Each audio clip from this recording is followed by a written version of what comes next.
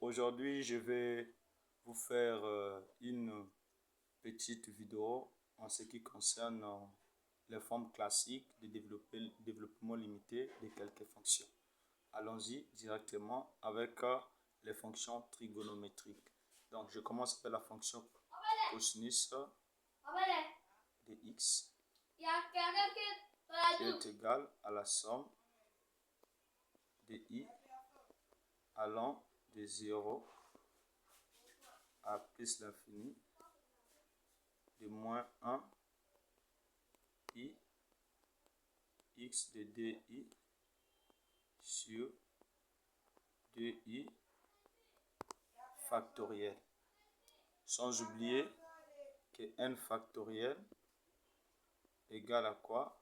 À 1 fois 2 fois 3 fois n. Donc, c'est ce que ça veut dire. Donc, avec la fonction cosinus, c'est la somme de i allant de 0 à l'infini de moins 1 i x 2i sur 2i factoriel. Alors, on va passer avec la fonction sinus. La fonction sinus de x égale à la somme de i supérieur ou égal à 0 de moins 1 i x 2i plus 1 sur 2i plus 1 factoriel. Donc là, ça c'est pour la fonction sinus. Donc, quelque chose, si je veux scinder ça, je vais prendre pour i égale à 0, j'aurai directement quoi? X. C'est bon? Pour i égale à 1, j'aurai moins x au cube sur 3 factoriel. Ainsi de suite. C'est bon? Donc ça, c'est la fonction sinus, son développement limité ou son écriture en série de Laurent. Ainsi, on va passer avec la fonction cosinus hyperbolique. Cosinus hyperbolique de x égale à la somme de i supérieur ou égal à 0 de x di sur 2i factoriel. Donc, pour i égale à 0, j'aurai 1. Pour i égale à 1, j'aurai x carré sur 2. Pour x égale à 3, à 2, j'aurai x exposant 4 sur 4 factoriel, ainsi de suite. Ça, c'est la fonction cosinus hyperbolique, son développement limité. Et ça nous permettra aussi, quand je vais vous faire un petit cours sur les équivalences. Donc, sur les équivalences, cette notion à l'infini, elle est très importante.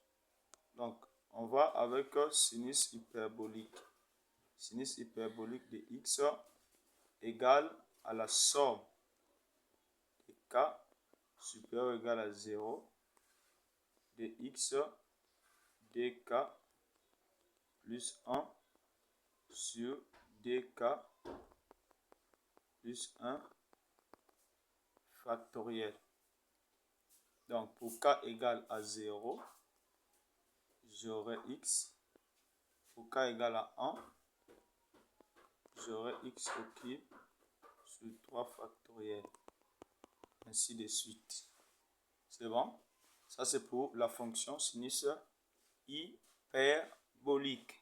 Alors, on va passer avec la fonction 1 sur x moins, excusez-moi, je prends la fonction soit d'abord.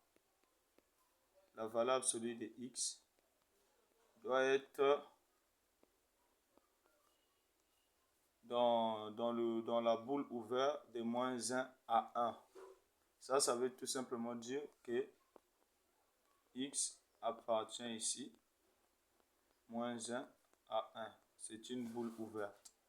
Ainsi, 1 sur 1 moins x, développement limité égale à la somme de k supérieur ou égal à 0 de x exposant k. Maintenant, avec cette même formule, on peut trouver pour 1 sur 1 plus x. Pour 1 sur 1 plus x, il suffit seulement là où il y avait x de remplacer par moins 1. Ça va nous donner k supérieur à 0 de quoi? De moins x exposant k, qui est égal à la somme de k supérieur ou égal à 0 de moins 1 exposant k x k. Donc ça, c'est très important de connaître. Alors, je pense que pour aujourd'hui, on va d'abord s'arrêter là. Et au cas où, par exemple, imaginez-vous, on vous demande de trouver cette intégrale.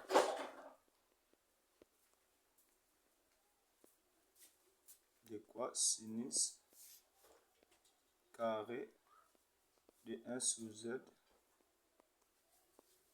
d de z. Ça, on va voir ça avec les formules des résidus.